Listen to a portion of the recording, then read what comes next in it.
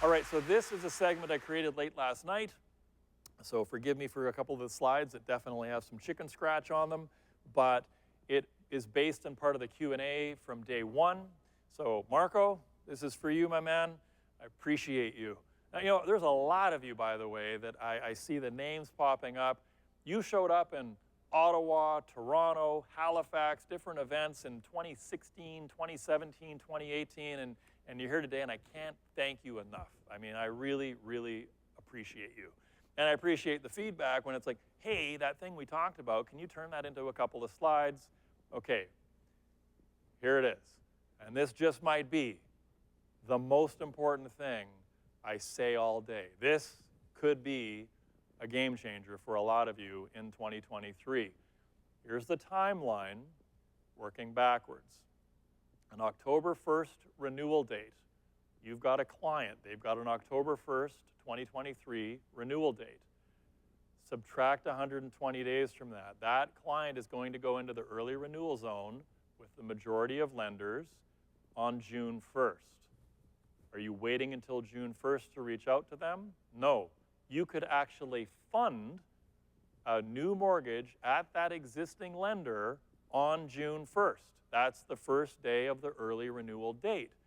So if it's in that client's best interests to stay at that lender, you could fund it June 1st, which means you could lock in a rate 120 days before June 1st. June 1st minus 120 days is February 1st. So you could actually submit your October 1st, 2023 renewal client's file February 1st. In just 2 weeks, you should be submitting a client's file that isn't up for renewal until October 1st, which means on Monday, you need to be getting a complete application, documents in hand, you need to be building out the plan. Now, what am I talking about really? Not a straight renewal, no. I'm talking about the overwhelming majority of Canadians who are in a position right now where, due to record low interest rates for the past 5 years, they have paid down a significant amount of their mortgage and they have a significant amount of equity even if the value didn't move.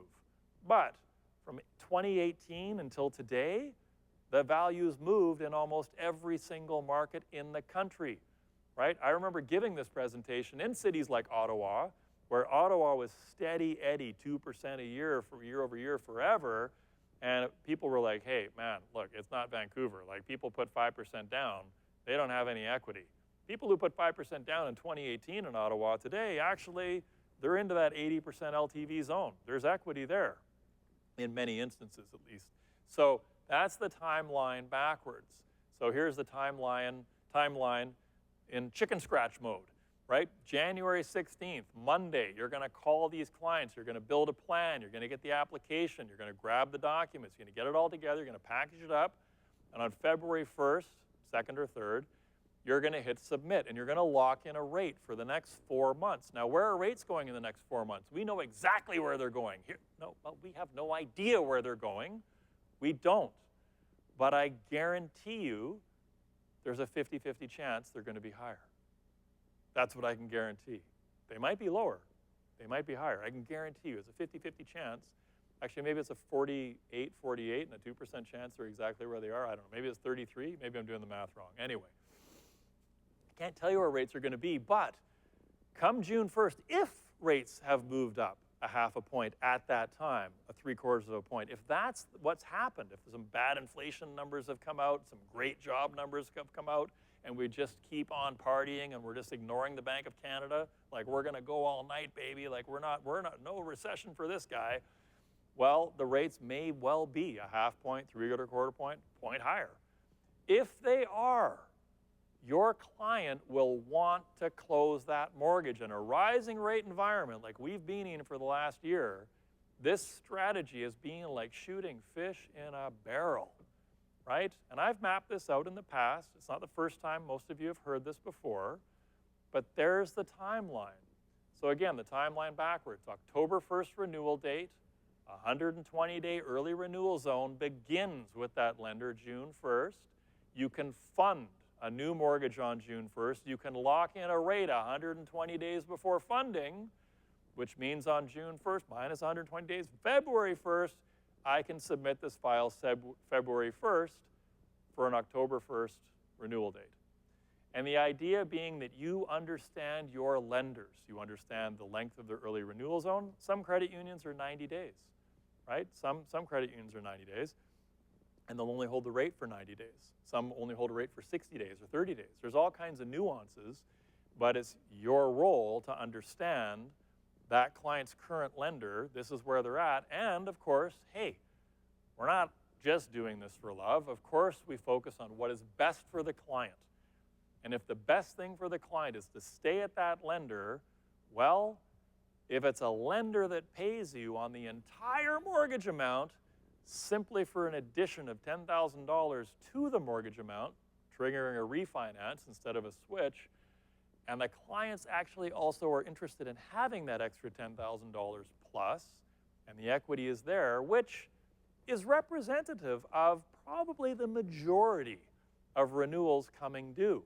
Because people are going to want a little bit of extra cash to potentially take care of some debt, take care of some renovations, take care of some potential investment they'd like to make, maybe even just have a cushion of cash in case the recession does come home to roost, right? In case they do wind up in a tight spot. Having $20,000 parked in a GIC at 4.5%, not the worst move, right? Kind of net neutral. You're going to pay a similar rate as what the GIC is paying you. Pull that money out, park it in a GIC. If, you know, the caca hits the fan, you've got some cash to deal with that. So we, of course, have another lender, Big Red, who early renews at the 6-month mark. So if today you've got a client in your database renewing December 1st, we're almost into 2024 clients that we're going to be working, and they're with Scotia right now, you can early renew them June 1st. So all the same rules apply that I just walked through. You just added 2 months out. You're looking at December clients instead of October clients. Now keep in mind you're not paid on the full pop there, but again, be very cautious about trying to move a client for the sake of moving a client for the sake of you getting paid. That's just not the best way to go. It's not. Do what's right for the client every single time. And if that means taking a $700,000 file and adding $82,000 to it and only getting paid $700 or something, that's life. Do the right thing by the client. In the long run, that pays off every single time. It pays off every single time.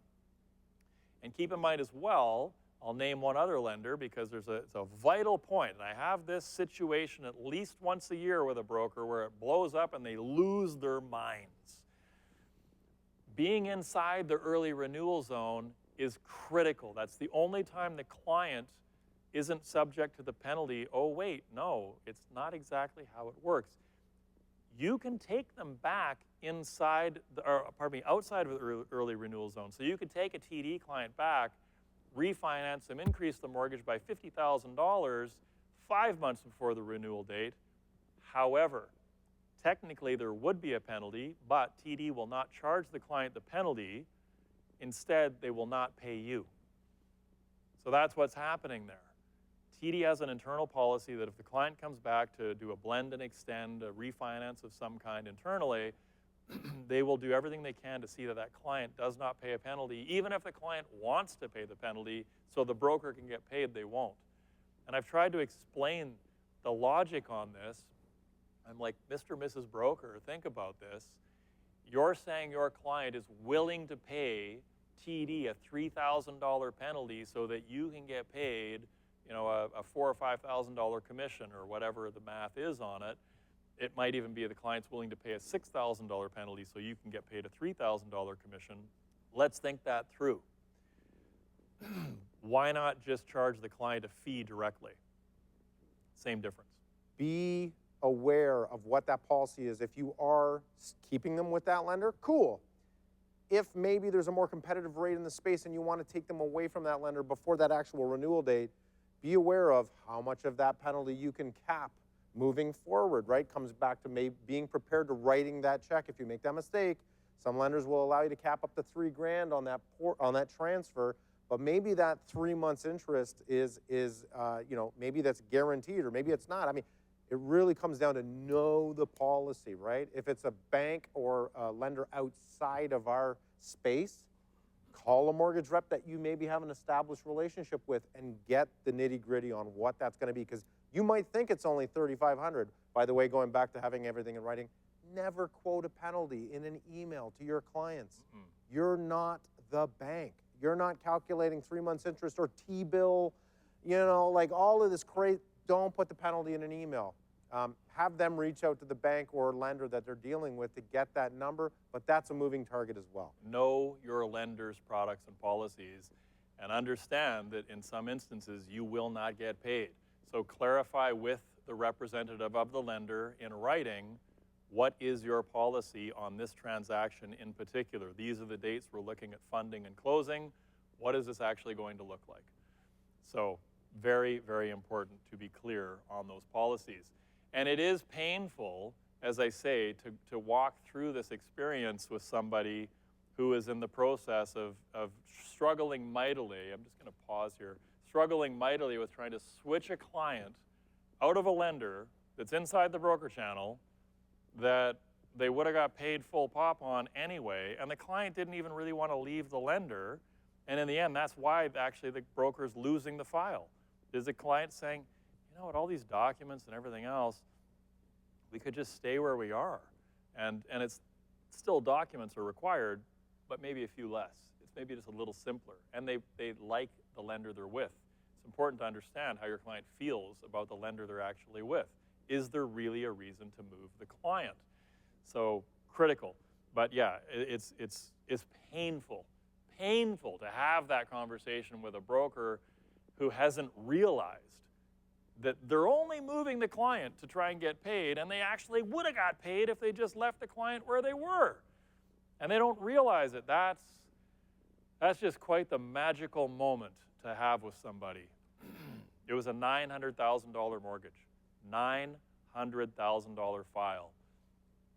And it was like $300,000 of new money at a lender that would have paid them on the whole thing. And it blew up in the 11th hour. And it blew up because the client didn't want to move over to a new lender. So again, December 1st renewal date, 180-day early renewal zone means June 1st. You can fund on June 1st, lock in that rate 120 days before funding, June 1st minus 120 days, February 1st. You can hit submit on a refinance, adding new money into Scotia today on a file funding November 16th, 10 months out, 10-month lead time, right? That's pretty incredible. Oh, pardon me, I misspoke. Not funding 10 months out, renewing 10 months out. You're funding 4 months from now. So again, there's that timeline, that chicken scratch timeline.